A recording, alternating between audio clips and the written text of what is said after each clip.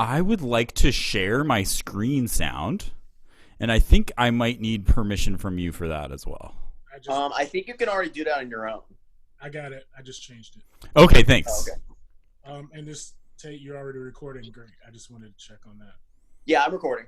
All right. See you. Zip.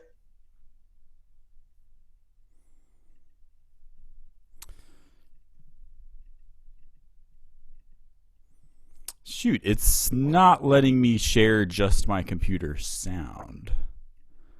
You don't know how to do that, do you? Share. I think you need to share screen, and then you share, and then with it, you check the audio settings on your share screen settings. Like, are you using PC or Mac? I'm using Mac. There might be a bottom in the bottom row. There might be a green square that says share screen. Yeah, I'm familiar with that. But if you go into the advanced settings of that, typically you can share just the sound from your computer. And for some reason, it's X'd out. Like it's gray, in other words. I think it might have something to do with permissions. Is there any permission that you can give me to just share computer sound? It doesn't look like it. Okay, I'll see if I can. I'll get this going in a different way then. All right. Stand by, please. And hello, everyone. I think I have an audience now. Is that correct? Yes, you do. 19 Awesome. participants. 19 participants. Oh my gosh, I'm so excited Two to of them are meet me, though. every last one of you. Most of them are you said? Right Two of on, them are Tate. Two of them are you. All right. Yeah. That's still pretty awesome. Got so many participants here. Oh, I think it might work now. It says at the top that you're sharing computer sound. Hey, that's good news. Let's do a little. I'll show you why that's so important to me.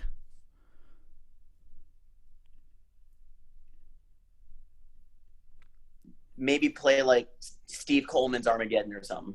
That's a good idea. That's a good idea. Just a second. I will do a test, but it's not going to be Steve Coleman. Oh. Here, let's see. Let's see. Can you hear this? Applause? Anything? Nope. Oh, there's some. Are those birds? Those are people clapping.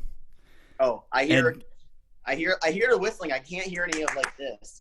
Oh shoot! Well, you may have to use our imagination. But everyone, when you hear this sound, it's supposed to be a big crowd of people clapping. Listen again.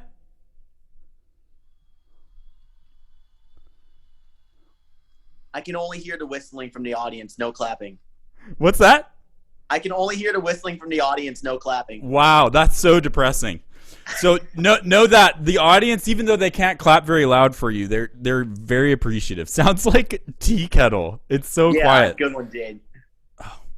Well, maybe this is the shoot. What a bummer. Well, I'll turn it up as loud as I can so we have a chance. I still see Brian Steever sharing computer sound. Yeah, that's what it should be. I just wish it was a little louder because it's really loud in my headphones. We're just gonna have to use our imaginations. That's not that big of a deal. I'm wondering if I can make the chat go away because it's kind of. Oh, do you want to get rid of the chat? Yeah, is there a way to do that? It was gone before, but just click the chat button and the chat will disappear. Oh, thank you. All right, Yep. now I think we're I'll all read the ready chat, to let you get know if there's started. something. I'll just read so the chat and much. let you know if there's something there. All right, so welcome again, all 19 of you. This class that I'm giving today is about developing your sound. My name is Brian Steever, and I play the drum set. So that's primarily the medium that I've used to develop my sound thus far. It's very special to me. Let me introduce you to my drum set here. Woo! This is the hi-hat, ride cymbal, snare drum, I think you can see. We got some tom-toms here. I think you're all familiar with how the drum set goes, but that particular arrangement of instruments is so special to me because I feel like when I'm behind that instrument, I have access to like a whole entirely different language. And I am not at all bilingual or multilingual. I'm ashamed to say I just know this one language plus the drums. So it is very thrilling for me to just be able to sit there and speak that language. And I think that each and every one of you has that opportunity yourself. Let's talk about it. How do you get your sound? When do you get it? How do you know if you have it? Well, the good news is you already do have your sound. It's inevitable. It's like when you're born, how do you get your fingerprints? Oh, wait. They're just there. You've already got them. So your sound is like your fingerprint. Inevitably, it's going to be unique to you because no one else can make that noise. No matter what, if you play it, your voice is intact. Okay? So just keep that in mind, and hopefully that gives you some confidence in refining your sound or your voice and really being able to communicate in an eloquent way like you would want to. When we're first starting to speak language, like for me it was the English language. When I first started, I was not so good at speaking. My voice was slightly different. My ability to communicate was much worse, but it was still my voice. I still had it since the very beginning. You could tell a lot about a musician's personality by how they improvise. You know, you can like get to know them through their music, and I think that's a very good way to do it. So I was hoping that what we could do next is each one of us, I guess there are 17 or 18 minus Tate, or Tate can get in on this too. I know he plays the saxophone. I would like each one of us to play a short improvisation. I'm purposefully not giving any rules because I think that this kind of pure improvisation, just basically discovering and exploring what your instrument is capable of, is necessary, and it should be daily practice for you, and it should be fun. And you should not hesitate to lose track of time doing it.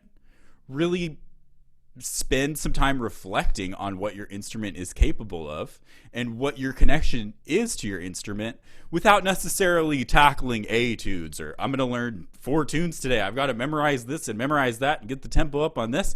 All of those practical things are still intact, but set aside some time where you and your instrument can kind of get along for a little bit, where you're not fighting for control of your instrument. You're just using it to speak and seeing what you can say. So if you would not like to participate in this, that's totally fine. Maybe you're not set up. Maybe you don't have your instrument with you.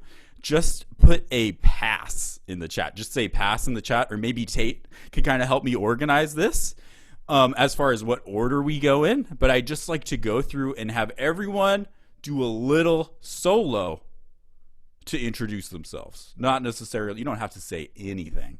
Just do a little solo, and I'll start, okay? I'll start. I'll show you what I mean. No pressure. No pressure. We're just getting to know our instrument here.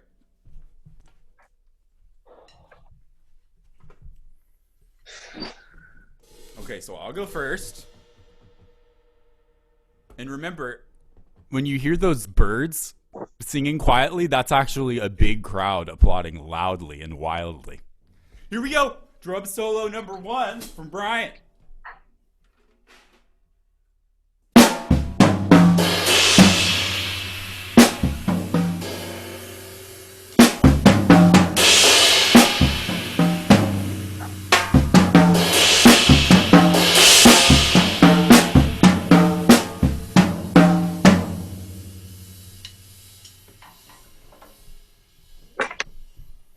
Who is next?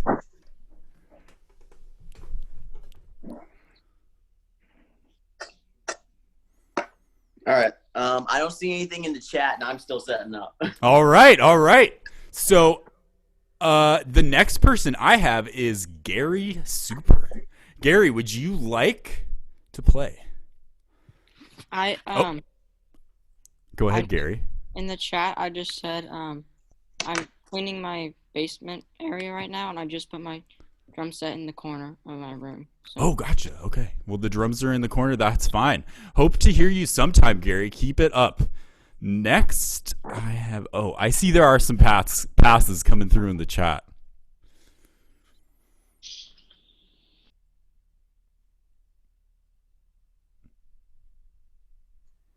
I can go next. Oh, very good. Noah is next.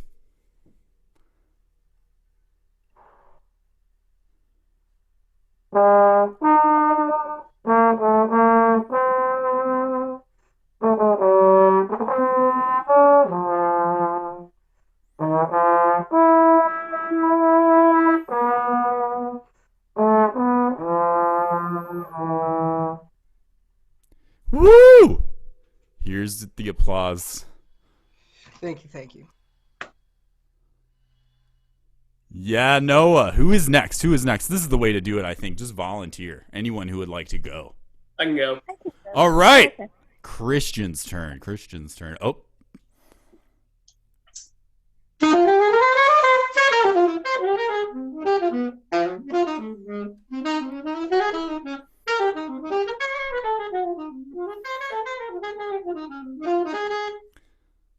Right on, Christian. Right on.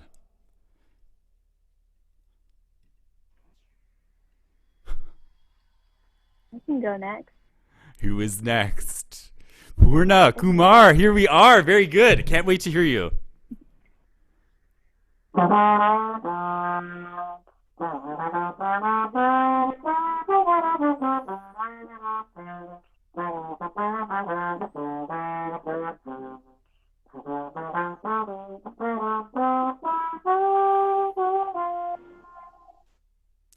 Woo! Very nice. Very nice. Who would like to go next? That was very nice. Anybody else? I can go. All right. Who is that? I heard a voice, but I don't see Tyler. this. Tyler. Okay, let me see if I can. The camera, though. Oh, that's okay. All right. So Tyler, we're all going to listen very carefully to you and use our imaginations.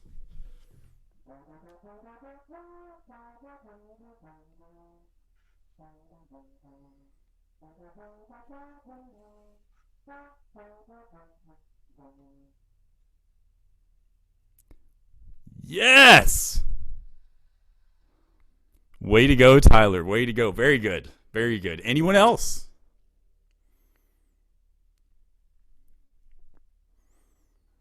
I can go. All right. Here's Sam.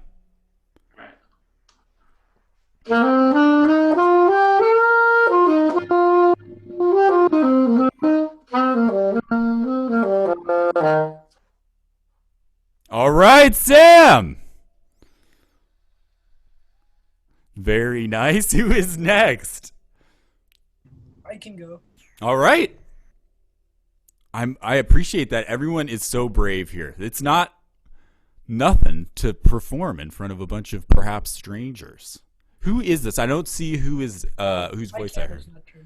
Oh, that's fine. What is your name? My name's Josh. Good. All right, here we go, Josh. Very nice. Let's hear it.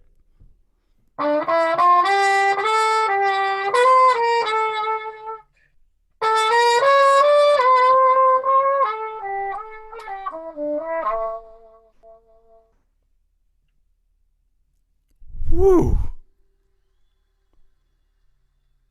Just excellent. Thank you, Josh. Anyone else? I can go. Henry, coming right up.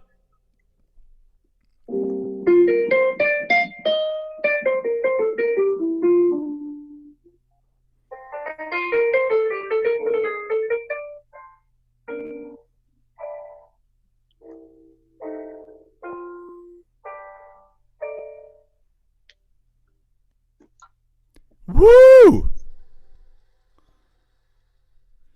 Yes, Henry. Very good. Very good. Who is next?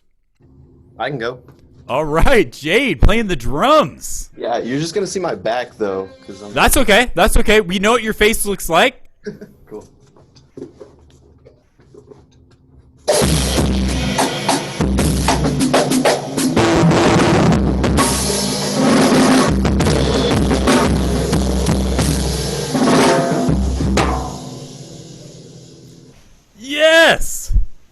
Way to go. Way to go, Jade. Such a nice big drum sound there. Sweet. All right, who's next? I'll go. All right, it's Sam's turn.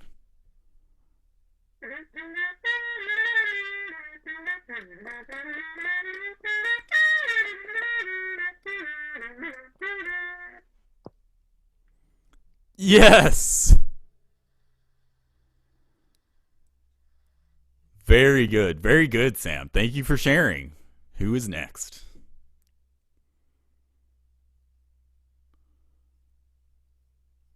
I haven't been keeping count. I wonder if... Oh, do I hear some action? All right. We have another volunteer. Very good. What is your name?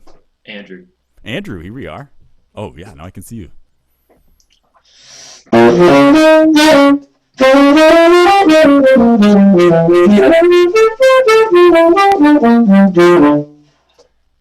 Excellent. Excellent job, Andrew. Woohoo. Thank you for sharing. Who is next?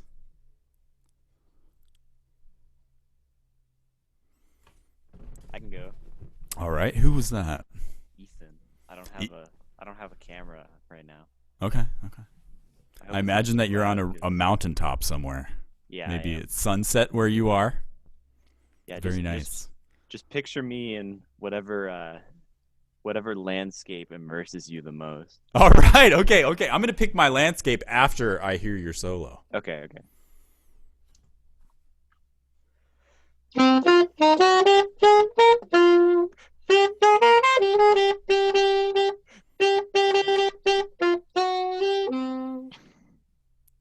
Yes. Very nice, Ethan.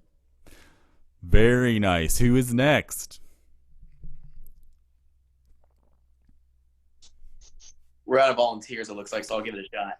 All right. Here's Tate, the man behind the scenes this whole week.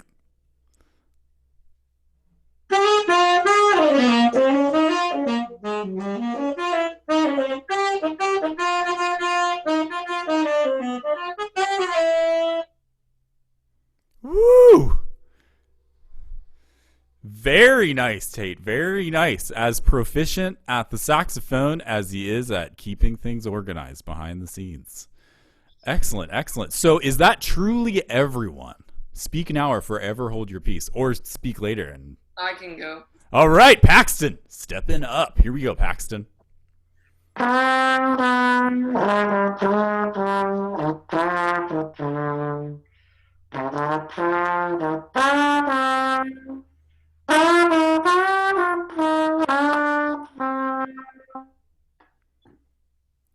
Wow. So much feeling there. Excellent, Paxton. Anyone else?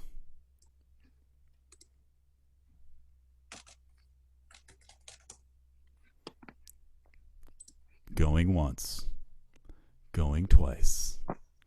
Perhaps that could have been everyone. I wasn't keeping track. I was just lost and having fun here, listening to you all. So maybe this is your first opportunity to hear your mates here that you've been going to camp with. Who knows?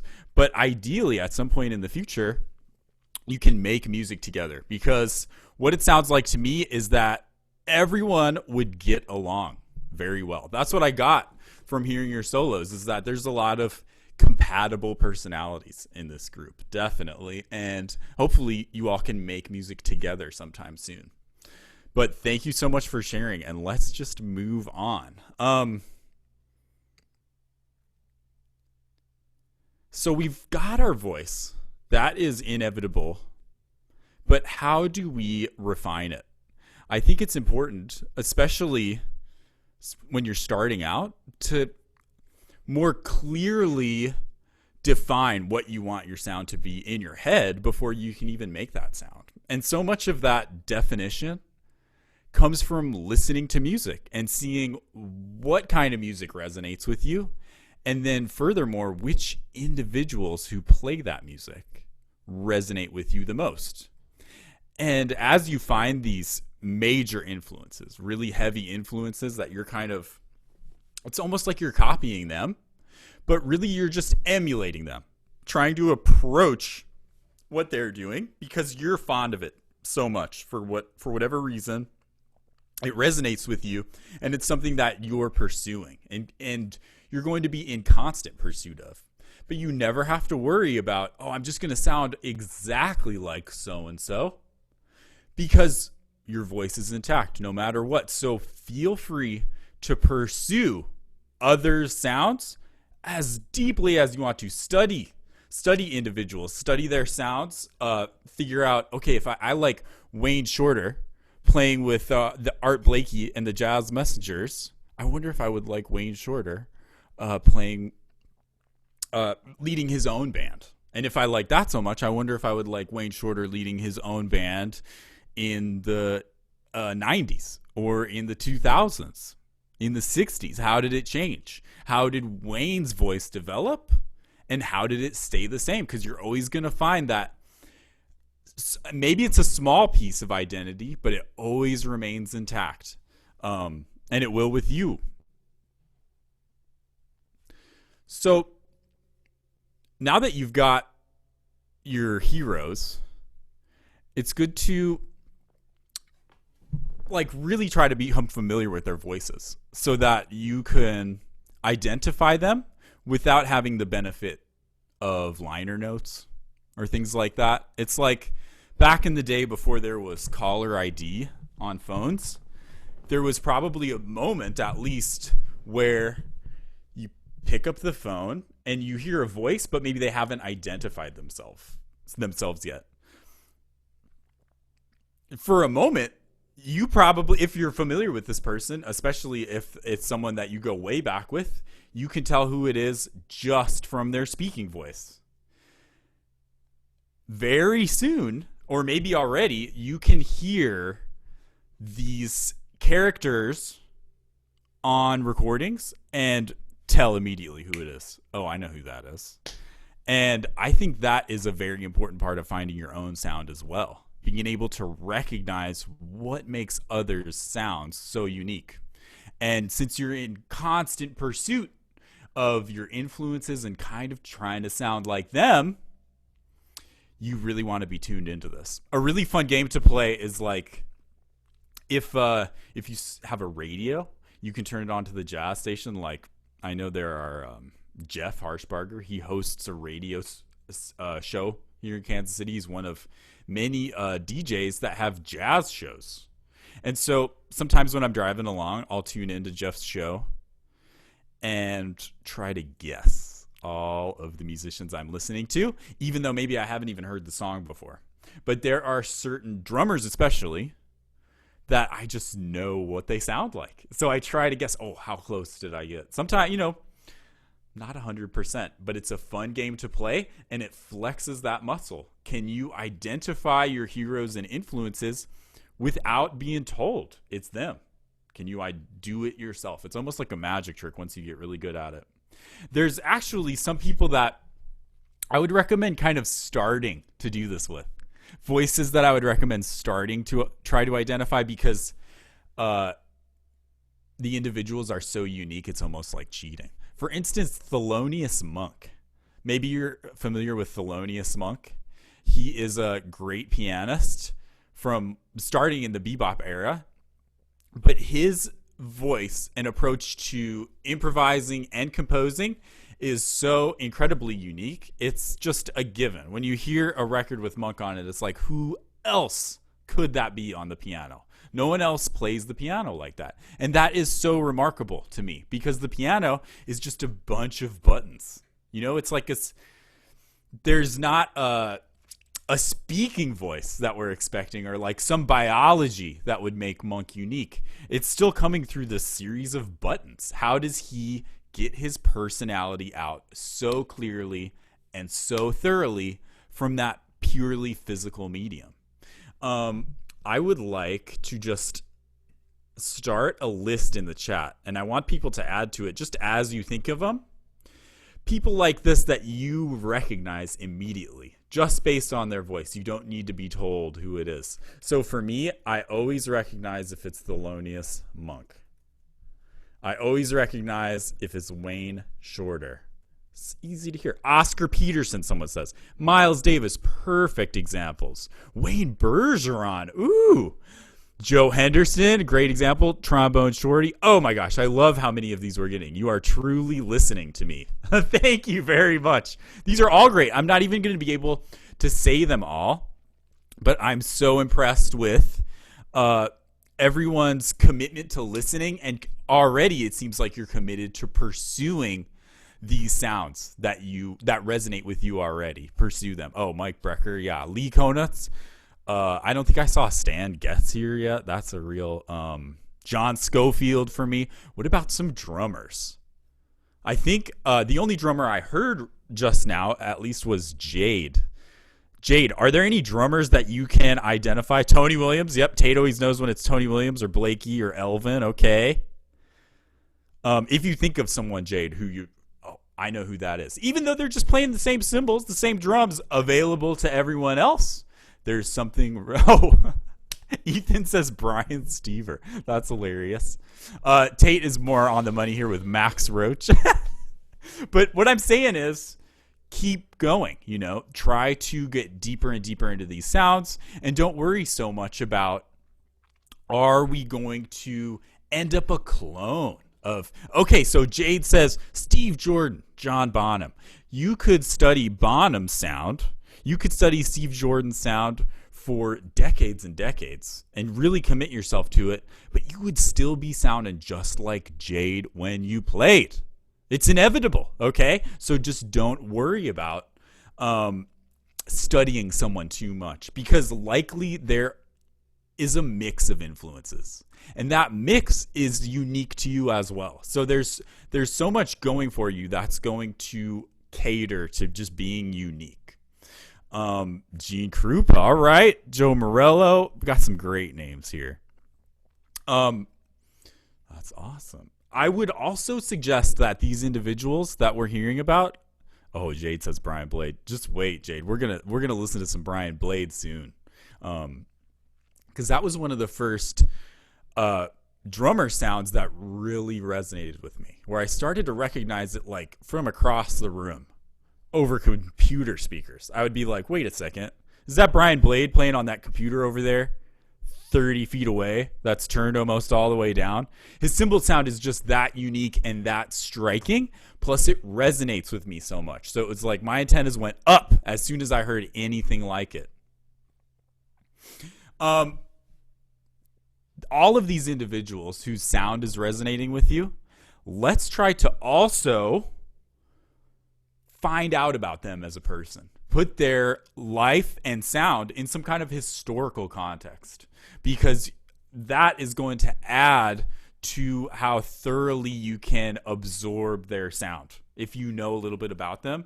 A book I would recommend to learn more about some musicians, some are even in this list, is Notes and Tones by a great drummer named Arthur Taylor. This is a very good book. It's just like a series of interviews. And it's essentially Art Taylor interviewing his friends. So there's some, people are candid. They're comfortable talking, and I think that's what makes the most interesting material. You can really get to the bottom of stuff. I'm going to put that in the chat so you have the name. It's Notes. Here, I'll say recommended reading.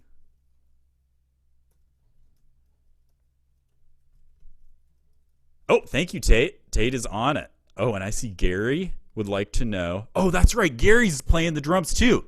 The drums are just in the corner. So, Gary, you asked, what is your ride cymbal on the left? And I think you might be talking about this one. This is called Exist 22-inch Dry Dark Crash. Those are the specifics. And it's made by Istanbul Agop. And it's got a bunch of bumps. If I had to guess, I would say there's like 35 bumps on this cymbal. Okay, Gary is already rolling with some Exist crashes, so he knows that sound. And I'm glad you asked about that, because that's kind of that was the next thing I was going to talk about. When I first heard Brian Blade, it was his cymbal sound that resonated with me so. So I asked the same thing that Gary's asking. It's like an obvious question. how do I get the cymbal sound? I should get the same cymbal. So Brian Blade, what cymbal does he play? I did a bunch of research. I wasn't able to talk with Brian Blade in person about it at that time, but I did some research and watched some videos. You can just straight up see, pause, zoom in somehow, enhance. You can see what's going on. So I got the opportunity to try out some cymbals that are at least kind of like what I was hearing Brian, but it was never quite the same. And I thought, well, I must be getting dud cymbals. Maybe it's because Brian Blade goes to the factory and he can pick out, or maybe he has like a personal shopper that is just always on the lookout for great sounding cymbals. And then I heard, sometimes he uses cymbals from Italy called Spizzacinos, made by Robert Spizzacino. And I'm like, well, that's got to be it. These like Italian handcrafted cymbals. Guess what? That's not really it. It's Brian Blade. It's not his cymbal really contributing to that.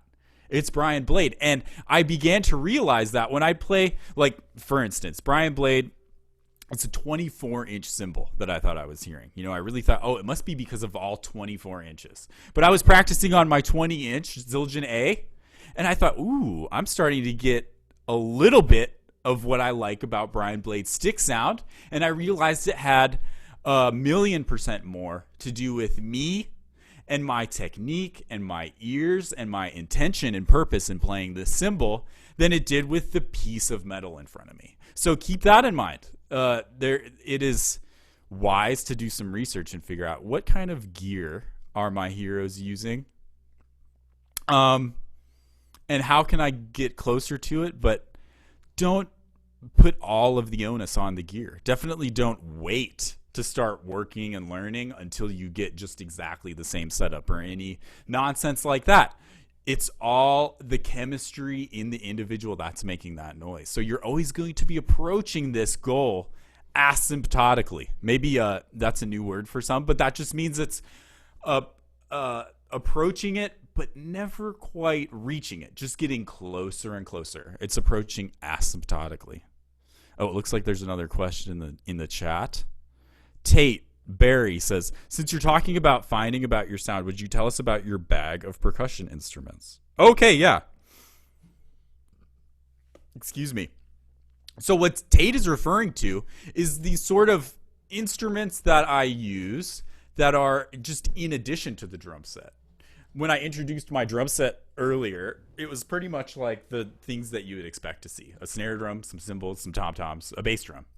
But I like to experiment, and everyone has this ability to experiment. So I usually, I'm just going to dump out the bag and see if I can get a shot of the bag dumped out.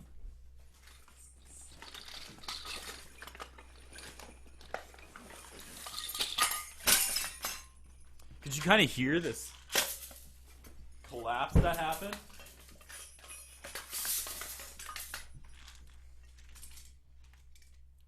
I'll put everything on the snare drum so we can get kind of more of a view. And none of these percussion instruments are really that out of the ordinary either.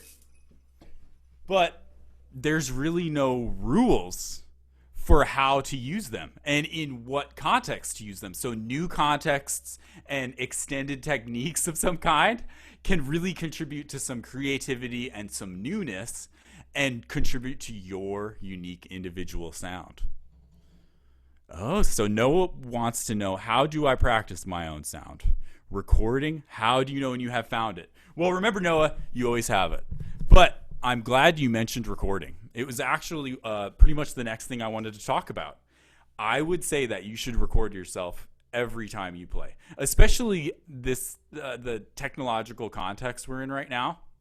It's very easy. You've got a little studio in your pocket all the time, and it can get a passable recording, especially for reference, especially for listening back and further refining your sound.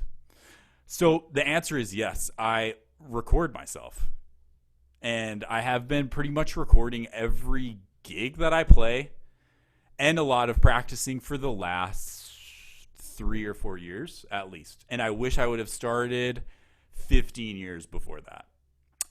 one thing that kept me from starting earlier is that it would be very uncomfortable to listen back to. Maybe you've had that experience where it's almost like even if you have it recorded, you avoid listening to it because you don't want to be disappointed. You know what I'm saying? It's just avoidance. But that doesn't help anyone. And it's a small obstacle. It's certainly smaller than it looks. That if you listen to your voice, like I don't know about you, but if I hear a recording of my speaking voice, I'm often like, hey, that's not what I sound like. Who's putting effects on my voice? That's not my voice. Because I'm hearing it from my perspective, in my head. And so at first, when I would listen to recordings of me playing drums, I would say there must be something wrong with the microphones or something, because I know what I sound like and that's not it. But I was hearing my drums and cymbals and sound from my perspective. And the microphones are out in front from the audience's perspective, which is perhaps more important. I mean, it's arguable which is more important, but I think knowledge of both is crucial for making decisions, making informed decisions about balance, about texture, and just like picking tuning and gear and all of that stuff. Recording is really going to help you. Once you get past this, it's almost like some toxic self-hatred is what that little small obstacle at the beginning is, where you just can't listen because you're afraid you'll be disappointed. And maybe, hopefully it's not the case with you, but it was the case with me. Once I got over it, recording and listening back turned into a very positive experience because I became less emotionally connected to how I felt about any particular recording. Some of that might have been because there's so many. Like if I play a gig every day, I've got like 3 or 4 hours of material that I'm going to go through and like kind of see how did it sound? What did it sound like? And rather than become emotional about it, I try to just make a list. And oftentimes it's a subconscious list of pros and cons, things that I liked and things that I didn't. And that list is just like a very natural thing. I don't really put it on paper, but I listen to myself enough and I'm aware of that list when I'm playing the next time that I'm making small changes. But I would say, yes, record yourself as much as you can, especially if you get an opportunity to perform with an ensemble, especially as a drummer, so you can hear how to balance your sound within this ensemble. You know, it's often very different from even just 10 or 20 feet away from the drums than it is from right on the drums. And I bet it's the same with a lot of instruments. So keep that in mind, that recording gives you this perspective. I also think that it's important to use your imagination to get these different perspectives too. I would encourage practice to finding your own sound is to pick something to play that is already very comfortable and perhaps repetitive and hypnotic in some way, so that you can focus on other things. And the things that I'm about to talk about might be kind of abstract to you, but just try this. Trying is kind of the ultimate goal. The ultimate goal is not what comes after trying. It's just the trying of this, okay? Play the thing and then think of an adjective, maybe just one adjective, like warmer, darker, brighter, smoother, to try to affect your sound somehow. And then see what happens and see if you can be intentional enough about it that you're somewhat satisfied with the result. Okay, that's smoother. Or there's this drummer I really love named Matt Wilson, and I was fortunate enough to have a lesson with him, and he said, okay, play a beat that you're really good at. So I picked the one beat I'm really good at, and I was playing it, and he said, okay, now play it more gravelly. What? There's no gravel in your basement here, Mr. Matt Wilson. How am I supposed to do that? There's just drums and cymbals. You've got to use your imagination. You've got to think outside the box, and you have to just really keep an open mind about this so that you know the potential of your instrument. Another way to realize that potential is to listen to people that are playing the same instrument, but it's as if they're playing different instruments. Like Joe Henderson versus Wayne Shorter. I hardly even think of them as playing the same instrument because they both play the tenor saxophone, but their approach to it and improvising is so different from one another. Great. Are there any more questions? Oh, look at this. Look at this. How did you arrive at your current setup? I notice your snare drum is kind of high and flat, and your cymbals seem high. How does your setup contribute to your sound? That's a great question, Jade. The drums set is a relatively new invention. It's like 100 years old or something, and the jury's kind of still out about how to set it up. Thankfully, you can watch videos and see that there are a variety of ways of setting it up, so you probably know about all your options.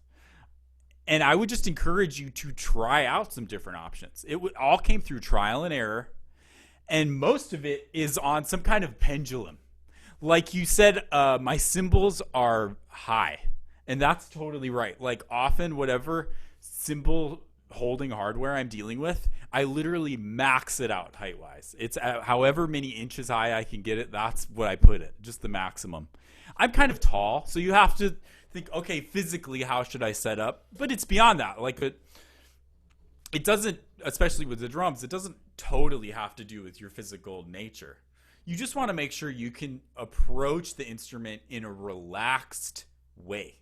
Just no tension. You don't want to set up in a way that's going to create tension. And if you find those little points of tension as you're practicing, then say, okay, what about my setup is causing that? Maybe I can change it a little bit. So yeah, my cymbals are very high. But guess what? At some point, they were completely flat. And like even with my hi-hats, you know? And I'm talking maybe 15 or 20 years ago. That's how long I've been developing as a musician, I guess, because I got my first drum set when I was 11 years old, and I just started to experiment with how to set it up right away. It's just trial and error. My snare drum is kind of high, and I came upon the realization that, okay, my posture is often bad, because I would watch recordings. You know, I record myself and videotape myself now so that I can see my posture. And it's, I don't like when I'm hunched over the drums. That's not how I want to approach my instrument. And that's not a good way really for my brain to get oxygen. It's making my back hurt. It's causing a bunch of tension. Why am I doing that? Maybe if I raise my snare drum up, it would make it so that it wasn't even an option. So I just did an experiment with that and loved it. I was also inspired by looking at the setup of Kenny Washington. If that's a drummer that you're not familiar with, check out Kenny Washington. I'm just going to type Kenny Washington. To my eyes, Kenny Washington's snare drum is also up very high. And that's all I'll say about that. But the music speaks for itself. You know, check out some Kenny Washington. Whoa. That's so much of my setup, too, comes from seeing drummers and being inspired, you know, seeing them live, seeing them on videos. You'll notice I have these cymbals that are up really high. They're also like set up really close. They look in danger of hitting one another, but that really only happens during extreme crashes, and it's okay like to have a little more cymbal sound during those times. But a great drummer named Billy Hart, I got to see Billy Hart play here in Kansas City with Logan Richardson, and I noticed that, oh my gosh, Billy's got all of his cymbals way close together. That is so cool looking. I'm going to try that. And I tried it, and I liked the musical result. I liked its contribution to my sound, and I liked its contribution to my posture too, because it further encouraged this open, not a concave chest, but a convex chest, I guess you would say. This shape rather than this shape, because that was my habit. I'm almost like fighting bad habits with the way I set up. That's another way to look at it. Let's see here. It looks like we have about 9 minutes left. So if anyone has other questions, please ask them now. I'm going to look at my notes and see if there's anything that I wanted to cover that we haven't. But please feel free to put some more questions in the chat or just come through with your voice.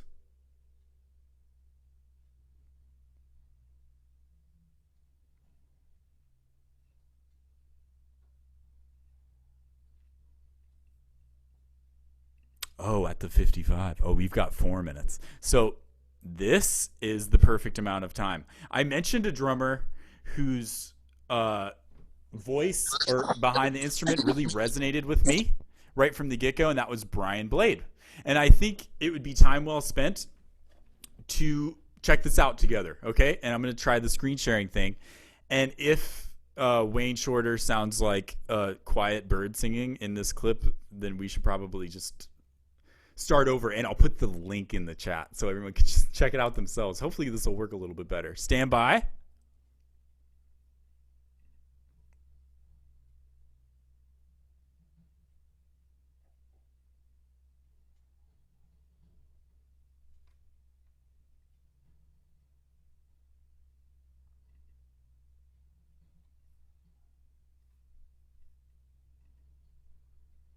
Okay, I think there's a screen. Let's see about this. So this is a Wayne Shorter song.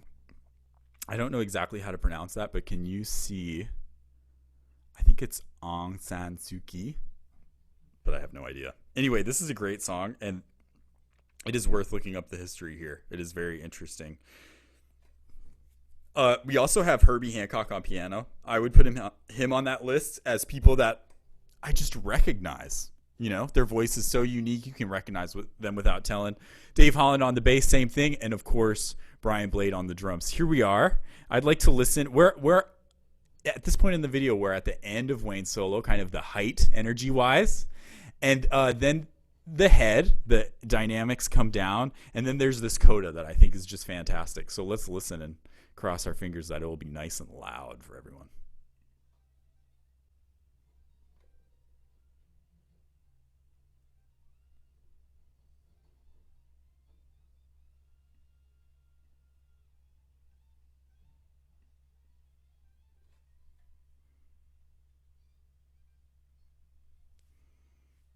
It needs to be a lot louder. A lot louder.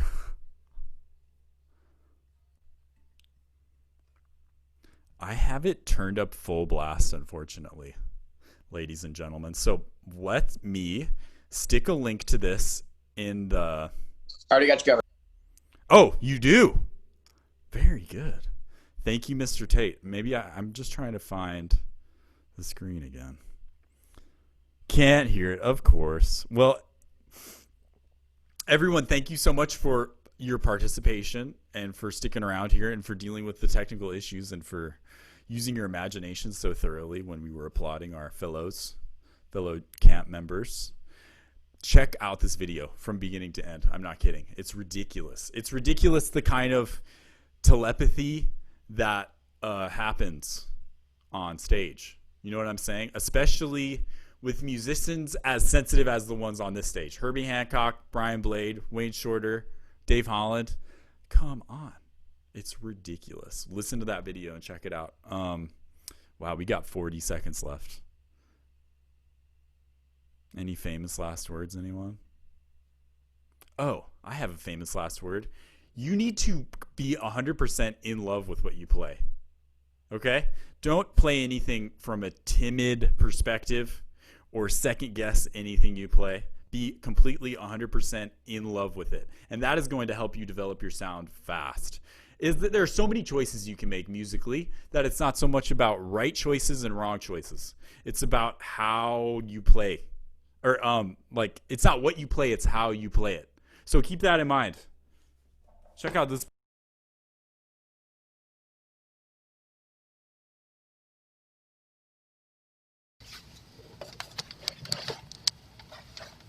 Anyone from my group, I was just about to recommend a book called Effortless Mastery by Kenny Werner.